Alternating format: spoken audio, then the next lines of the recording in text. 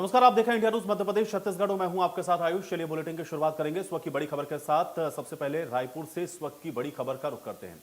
चैतन्य बघेल को ईडी ने आज कोर्ट में पेश किया है और शराब घोटाले के मामले में ईडी ने गिरफ्तार किया था। भारी सुरक्षा व्यवस्था के बीच में कोर्ट में पेशी हुई है। पूर्व मुख्यमंत्री भूपेश बघेल के बेटे हैं चैतन्य बघेल। पूर्व सीएम भूपेश बघेल, नेता प्रतिपक्ष चरणदास महंत कोर्ट पहुंचे हैं। कांग्रेस के कई बड़े नेता कोर्ट परिसर में मौजूद रहे हैं। तो चैतन्य बघेल को ईडी ने आज कोर्ट में पेश किया है। भारी सुरक्षा व्यवस्था के बीच में चैतन्य बघेल की पेशी आज कोर्ट में हुई है और शराब घोटाले के मामले में आपको बता दें कि ईडी ने गिरफ्तार किया था और अब कोर्ट में पेशी चैतन्य बघेल की हुई है। ये बड़ी खबर आप तक पहुंचा रहे हैं। भारी सुरक्षा व्यवस्था के बीच में आज ईडी की जो टीम है वो कोर्ट लेकर के पहुंची है चैतन्य बघेल को। इस दौरान पूर्व मुख्यमंत्री भूपेश बघेल मौजूद रहे, नेता प्रतिपक्ष चरणदास महंत की मौजूदगी रही है, कांग्रेस के और भी बड़े नेताओं की मौजूदगी इस दौरान कोर्ट परिसर में भी देखने को मिली है। तो ये बड़ी जानकारी आप तक पहुंचा रहे हैं। एक बड़ी कार्रवाई ईडी की ओर से की गई क्योंकि चैतन्य बघेल को शराब घोटाले के मामले में गिरफ्तार किया गया और गिरफ्तार करने के बाद कोर्ट लेकर के ईडी की जो टीम है वो पहुंची है और आज कोर्ट में पेश किया गया है चैतन्य बघेल को। ये बड़ी खबर आप तक पहुंचा रहे हैं। तो बड़ी और अहम जानकारी है। पूर्व मुख्यमंत्री भूपेश बघेल के बेटे चैतन्य बघेल, जिनको ईडी ने गिरफ्तार किया और ईडी की गिरफ्तारी के बाद कोर्ट में पेशी चैतन्य बघेल की हुई। पूर्व मुख्यमंत्री भूपेश बघेल और नेता प्रतिपक्ष चरणदास महंत भी कोर्ट परिसर पहुंचे हैं। अगली खबर का रुख करते हैं। रायपुर से भूपेश बघेल ने बयान दिया है और बेटे चैतन्य बघेल की गिरफ्तारी के बाद उनका बयान आया है। अडानी के खिलाफ बोलने वालों पर कार्रवाई होती है, ये बात भूपेश बघेल ने कही है।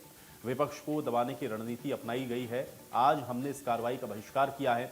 इसके अलावा कवासी देवेंद्र यादव के बाद आज मेरे बेटे को टारगेट किया गया है। हम न डरेंगे, न दबेंगे, न झुकेंगे और न ही टूटेंगे, ये बात भूपेश बघेल की ओर से आज कही गई है। ये बड़ी खबर आप तक पहुंचा रहे हैं। भूपेश बघेल की ओर से बयान दिया गया है। बेटे की गिरफ्तारी के बाद भूपेश बघेल का ये बयान आया, जिसमें उन्होंने ये कहा कि हम डरने वाले नहीं हैं, न झुकने वाले हैं और अडानी के खिलाफ बोलने वालों पर इस तरह की कार्रवाई होती है। ये विपक्ष को दबाने के लिए ऐसा किया जा रहा है, ये बात भूपेश बघेल ने कही। सदन में भी कहा कि अडानी के जो पेड़ कटाई चल रहा है इसके विरोध में पूरे कांग्रेस पार्टी लड़ाई लड़ रही है और दबाव पूरे सरकार में है, प्रशासनिक तंत्र में है और विपक्ष को दबाने के लिए ये रणनीति अपनाई गई है, जिसके कारण से आज नेता प्रतिपक्ष ने विधानसभा में ये घोषणा की कि हम इस कार्रवाई के विरोध में दिन भर के सदन की कार्रवाई बहिष्कार करते हैं। भाई कवासी लखमा भी टारगेट किया, देवेंद्र यादव को टारगेट किया, अभी मेरे बेटे को टारगेट कर रहे हैं। इसका मतलब ये है दबाने की कोशिश कि कोई आवाज अडानी खिलाफ ना बोल सके।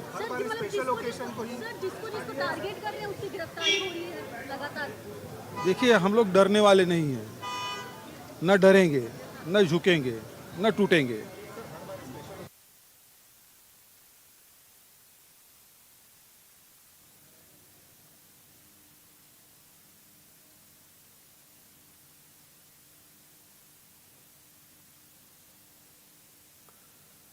तो चैतन्य बघेल की गिरफ्तारी पर अब राजनीतिक वार शुरू हो चुका है। सोशल मीडिया पर आरोप प्रत्यारोप का दौर जारी है। बीजेपी ने ट्वीट करके लिखा है, बाप नंबरी बेटा 10 नंबरी। ये बीजेपी की ओर से पोस्ट किया गया है। तो अब सोशल मीडिया पर भी आप देखिए राजनीतिक अखाड़ा बना हुआ है और पोस्ट एक दूसरे के खिलाफ किए जा रहे हैं। बीजेपी ने ट्वीट करा और लिख दिया, बाप नंबरी बेटा 10 नंबरी। ये चैतन्य बघेल की गिरफ्तारी के बाद लिखा गया और लगातार आप देख रहे हैं कि आरोप प्रत्यारोप, वार पलटवार का जो सिलसिला है वो चल रहा है। तो चैतन्य बघेल की गिरफ्तारी शराब घोटाले के मामले में आज ईडी ने की और ईडी ने उसके बाद कोर्ट में भी पेश किया है। लेकिन उसके पहले ही आप देख रहे हैं कि किस तरह से सोशल मीडिया इस समय पूरी तरह से राजनीतिक अखाड़ा बना हुआ है। आरोप प्रत्यारोप का जो दौर है वो लगातार चल रहा है और सोशल मीडिया पर जम करके आप देख रहे हैं कि एक दूसरे के खिलाफ लिखा जा रहा है, कहा जा रहा है और ये भी कहा गया, बाप नंबरी बेटा 10 नंबरी कहते हुए पोस्ट टेक्स पर किया गया है। सोशल मीडिया पर आप देख रहे हैं कि आरोप प्रत्यारोप लगातार जारी है।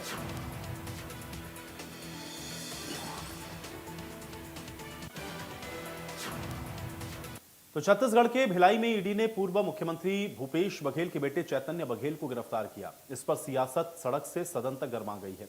कांग्रेस के कार्यकर्ता आक्रोशित हैं और इसका असर भिलाई निवास के बाहर देखने को मिला है। वहीं विधानसभा में भी भूपेश बघेल और कांग्रेस के विधायक आक्रोशित नजर आए। इसके बाद सदन को बहिष्कृत कर दिया गया।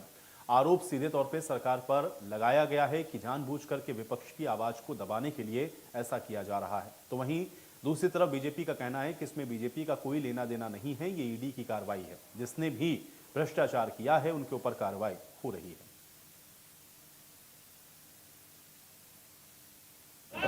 ईडी की दबिश के बाद जो है विधानसभा में सियासत गर्माती हुई नजर आई। तहां तमाम आरोप जो है बीजेपी की सरकार पर कांग्रेस लगाते हुए यहां से बहिर्गमन कर चली। तो यहां पर बीजेपी विधायक हमारे साथ मौजूद हैं। किस तरीके से देखते हैं जो गिरफ्तारी की गई और उस पर विरोध कांग्रेस कर रही है? देखिए, कांग्रेस को विरोध करने की आवश्यकता क्या है? ईडी अगर आपके आई है तो उसको आप सहयोग कीजिए जांच में। और अगर ईडी अगर राजनीतिक द्वेष भावना होता तो चरणदास महंत या उमेश पटेल के यहाँ और दीपक बैज के यहाँ ईडी क्यों नहीं आई? सरकार के मुखिया आप थे, आपके नाक के नीचे करप्शन हुआ। करप्शन में आपके सरकारी गवाहों के हिसाब से आप भी संलिप्त थे। आप कहीं ना कहीं आपके नेता कवासी लकमा शराब घोटाले में अंदर हैं, कई अधिकारी जो जेल में हैं। तो ये स्पष्ट दिखाता है कि कहीं ना कहीं आपकी संलिप्तता है। आप ईडी की जांच में सहयोग कीजिए। यहाँ पर विपक्ष का कहना है कि ना चैतन्य बघेल सरकार में रहे हैं, ना वो किसी नेता रहे हैं, ना विधायक रहे हैं, फिर भी उन पर ये शिकंजा क्यों कसा जा रहा है? यही तो जांच है और इसी के जांच का खुलासा ईडी करेगी कि गिरफ्तारी क्यों की है। ये पूरा विषय ईडी का है, हमारा बीजेपी का इससे कोई लेना देना नहीं है। आगे की क्या रणनीति रहेगी? क्योंकि लगातार यहाँ पर सड़क से सदन तक की लड़ाई लड़ने की बात जो है वो कांग्रेस करती हुई नजर आ रही है। सदन में 4 गुट है कांग्रेस का, 3 गुट चरणदास महंत, उमेश पटेल और भूपेश बघेल। सड़क पे आते हैं तो एक चौथा गुट जुड़ जाता है, वो है दीपक बैज जी का। तो इनको स्पष्ट करना पड़ेगा कि गुट कितने हैं, कांग्रेस कब एक होगी। भूपेश बघेल अपनी राजनीतिक जमीन को तलाशने के लिए फिर से प्रदेश अध्यक्ष बनना चाहते हैं, जिसके लिए राजनीतिक रोटी सेक रहे हैं। तो ये स्पष्ट करना होगा। बिल्कुल, जिस तरीके से आज के ईडी के दबिश के बाद जो राजनीति देखने को मिली विधानसभा में और विधानसभा के बाहर, उस पर लगातार बवाल जो है वो मचा हुआ है। अब देखने वाली बात होगी कि आगे किस रणनीति के तहत जो है कांग्रेस यहाँ पर लड़ाई लड़ते हुए नजर आएगी। कैमरा पर्सन शिवा के साथ मैं गौरव सिंह, इंडिया न्यूज, रायपुर। यहाँ पर विधायक मौजूद हैं कांग्रेस के। किस तरीके से देखते हैं आज क्या रणनीति रहने वाली है? देखिए, ये जानबूझकर दबाव की राजनीति है सदन पे। जब आज अडानी के कोल ब्लॉक यानी कि अवैध जंगल की कटाई के विषय पर ध्यान हमारे लोगों का स्थगन लगा था, जान रहे थे कल भी चर्चा नहीं हो पाई थी, आज चर्चा होना तय था, पर चर्चा से हम नहीं भाग रहे हैं। भारतीय जनता पार्टी की सरकार चर्चा नहीं कराना चाहती, बार बार रोकने का प्रयास कर रही है। इसीलिए आज पूरे विधायक दल ने इनका बहिष्कार करके हमने वापस आ गए हैं।